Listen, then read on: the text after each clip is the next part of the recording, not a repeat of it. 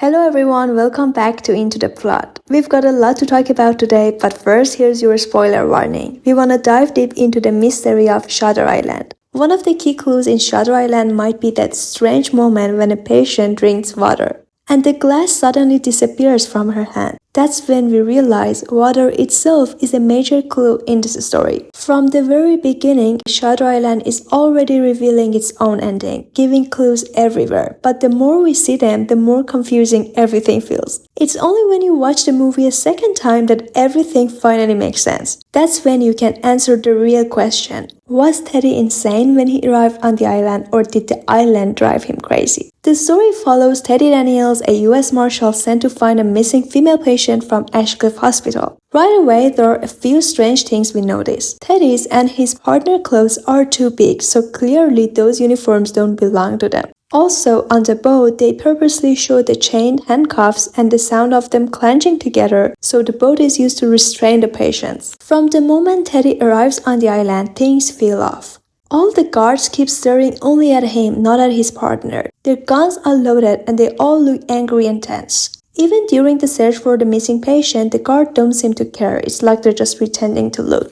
Then comes a big clue. When Teddy enters the hospital, the patients act like they already know him. One woman with a scar on her neck seems especially important. You can tell she tried to hurt herself before. And from the scar on her eyes, it seems like part of her brain has been removed through surgery. Because later, Teddy learns that inside the lighthouse, doctors perform brain operations that turns patients into the ghost-like figures we see here. The lady also does this gesture because they've told her to not reveal the experiment to Teddy. She's mimicking what has been instructed to her. On the very first day, we start to notice that people on the island have built a system to slowly take away everything that makes Teddy a detective. First, they take his gun, and there is that key moment when we see his partner doesn't even know how to pull his own gun. That's our first clue that he's not really a marshal. Later, because of the rain, they take Teddy's clothes and give him hospital clothes instead. While investigating the missing patient Rachel, Teddy finds a small piece of paper in her room. On it, there is a message that says, "Who is patient 67?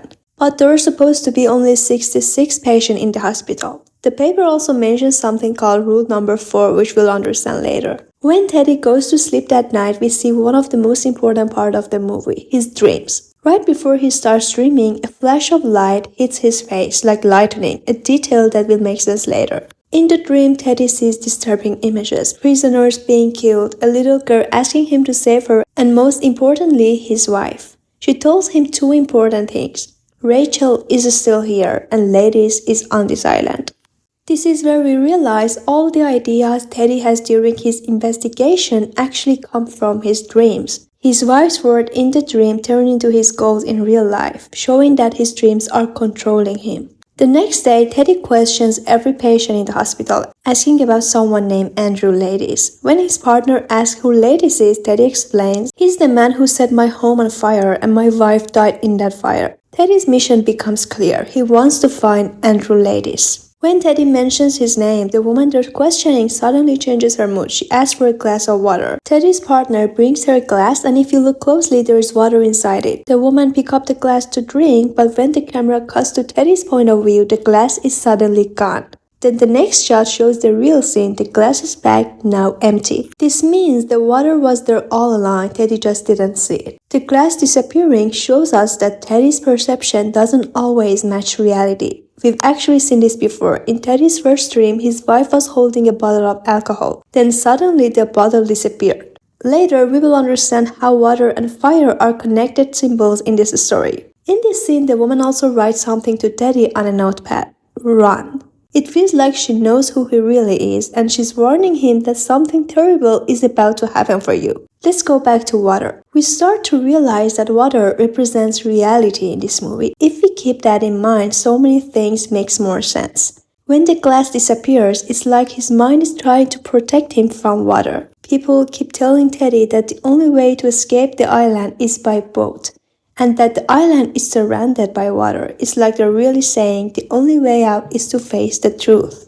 Even the lighthouse, the place where the truth is finally revealed, is surrounded by water. To reach it, Teddy has to swim through reality together. In his dreams, Teddy's wife is always soaked, as if she drowned. And another thing about Teddy's dreams, they always end with fire. Also, the fire inside them moves in strange ways. Smoke flows backwards. And even Teddy himself sometimes moves in reverse. It's like the dreams are trying to twist reality to turn everything upside down. Fire in the story symbolizes illusion, while water stands for truth. And remember, Teddy once said that his wife died in a fire, so maybe that memory isn't as real as he believes.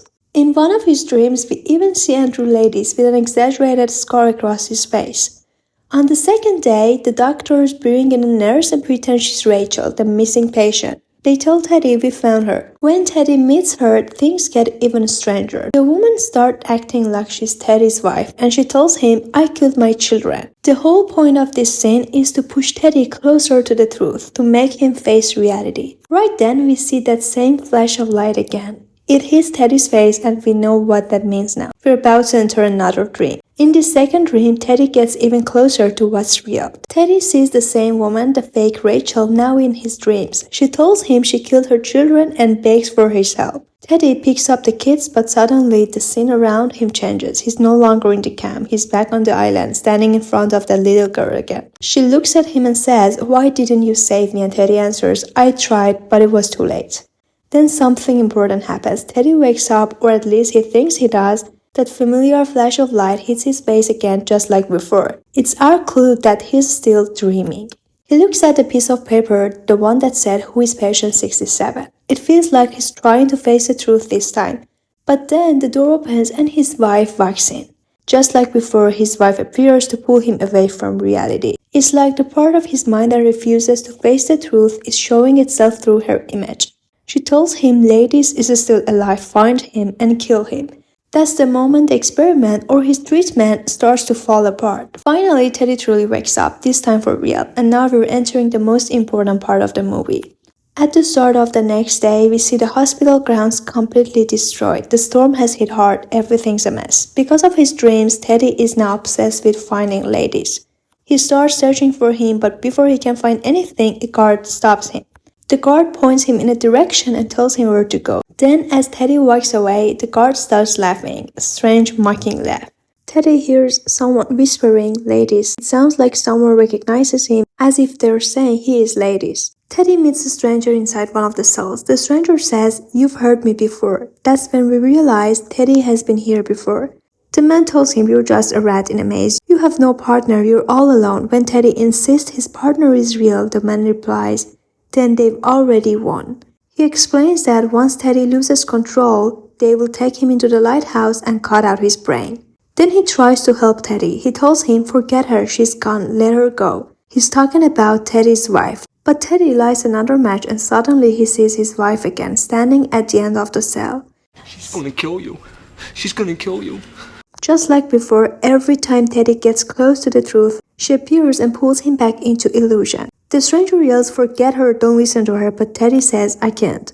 Then the stranger's tone changes. He says he's here, and he switches from she to he, and we understand he's talking about Ladies. It's like he's giving up on Teddy and just guiding him towards what's next, the lighthouse. Later that night, Teddy sees a faint light flickering between the cliffs. It's a fire, but we already know that fire means illusion. He goes towards it and finds a woman hiding inside a cave. She introduces herself as Rachel, the same woman everyone said was missing. Some people believe this scene proves Teddy was never insane. The doctors made him crazy. But the movie gives us a clear clue that this isn't real. While Teddy is in the cave, that same mysterious light, the one we thought was lightning, shines on his face again. But this time there is no storm, no thunder, nothing. So the light isn't real. It's the same sign we've seen before, meaning Teddy is still dreaming. The woman tells Teddy to go to the lighthouse. She says that's where he'll finally learn the truth. If you look closely during this scene, the fire takes up most of the frame, another reminder that what we're seeing might not be real. Then comes the lighthouse scene, the most important moment in Shutter Island. This is when we finally learn what rule number 4 really means. Rule number 4 says that a patient's mind creates delusions based on real events. In other words, even the lies come from pieces of truth. Here, everything starts to make sense. Teddy's name, Edward Daniels, is made from the same letters as Andrew Ladies. And the missing patient Rachel Solando is made from the letters of Teddy's wife's name. That's when we realize Teddy isn't chasing anyone, he's been running away from himself. He invented the character of Teddy Daniels, the brave US Marshal, to escape from who he really is. Andrew Ladies, a man who murdered his wife after she drowned their children. Teddy's wife was mentally ill. She said things like, "There's a bug inside my head." But Teddy ignored it, partly because he was an alcoholic, broken by what he'd seen during the war and the things he'd done himself. That's why in his first dream we saw the bottle of alcohol in his wife's hand and then it disappeared. His mind didn't want to see the truth, so it erased it. All those ideas Teddy had about doctors experimenting on patients came from rule number 4. His brain took something real from his past, the experiment he saw during the war, and mixed it into the delusion to explain why he was on the island. We also learned that Teddy, or Andrew, is the most dangerous patient here. The stranger he met earlier in the cell, the one who said, "You hit me," was telling the truth and who really did beat him during a previous breakdown. That's when we understand this game they're playing with Teddy has happened many times before. That's why the man in the cell knew exactly what was going to happen. It's all been repeated over and over, and that's why the guard left earlier. Just like always, when Teddy finally gets close to the truth, his wife appears again, but this time his children appear with her too. His daughter reaches out her hand, and when Teddy takes it, the image cuts, and we finally see the truth that his mind had reversed all along.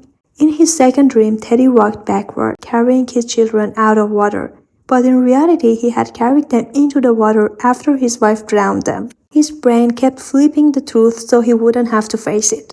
In the next scene, we see Teddy sitting in the same yard again. But the place looks exactly like it did when he first arrived. Remember, the storm had destroyed this area earlier, so clearly some time has passed. The doctors have cleaned up the place and they're checking on him again. At first, Teddy talks like he's forgotten everything, but then he says the final powerful line.